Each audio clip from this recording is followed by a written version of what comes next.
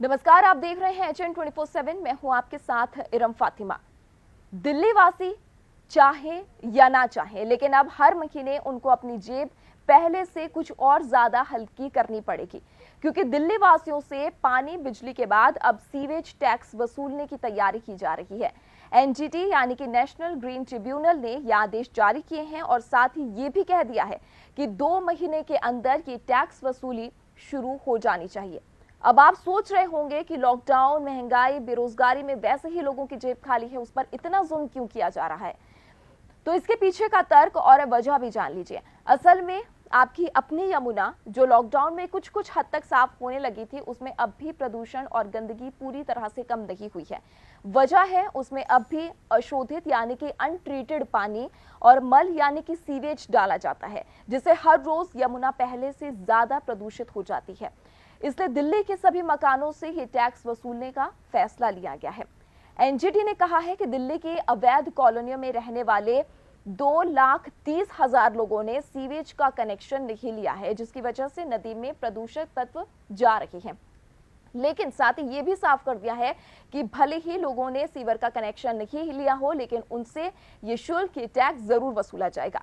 ऐसा ही उद्योगों और फैक्ट्रियों के लिए भी कहा गया है। बेंच ने कहा है कि अगर यमुना का कायाकल्प किया जाना है, उसको साफ करना है, तो नालियों के जरिए या सीधे तौर पर प्रदूषकों को नदी में जाने से रोकना होगा। बेंच ने अपने आदेश में कहा है कि दिल्ली प्रदूषण नियंत्रण समिति को यह सुनिश्चित करना होगा कि प्रदूषणकारी उद्योगों को रोका जाए और नए उद्योगों को सुरक्षा उपायों के बिना अनुमति नहीं दी जाए। ट्रिब्यूनल ने साल 2015 में प्रदूषण फैलाने वाली ही नुकसान की भरपाई करेगा के सिद्धांत के आधार पर यह आदेश जारी किया है। ट्रिब्यूनल के इस फैसले को बाद में सुप्रीम कोर्ट ने भी 24 अक्टूबर 2019 को बहाल रखा था। अब ये देखिए कि क्यों ये फैसला लिया गया है। यमुना निगरानी समिति ने ट्रिब्यूनल को बताया था कि यमुना नदी के 40% प्रदूषण के लिए दिल्ली की कच्ची कॉलोनियां और झुग्गी बस्तियां जिम्मेदार हैं। समिति ने ट्रिब्यूनल में पेश अंतिम रिपोर्ट में इसका खुलासा किया था।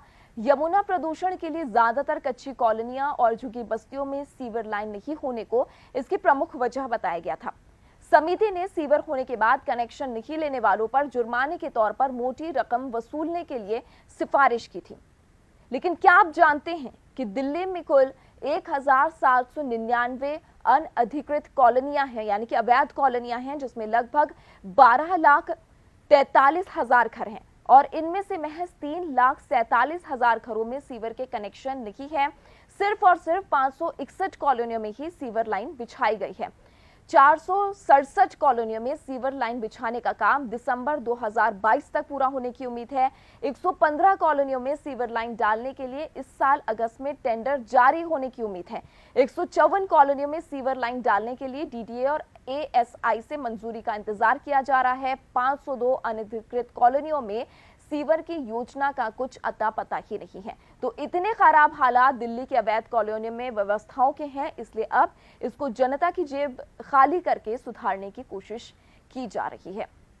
तो उम्मीद करते हैं जानकारी आपके काम आएगी और खास तौर पर दिल्ली वासी जो हैं अब काफी सतर्क हो गए होंगे कि बहुत जल्द उनके ऊपर ये सीवर का टैक्स भी अलग से वसूला जाएगा।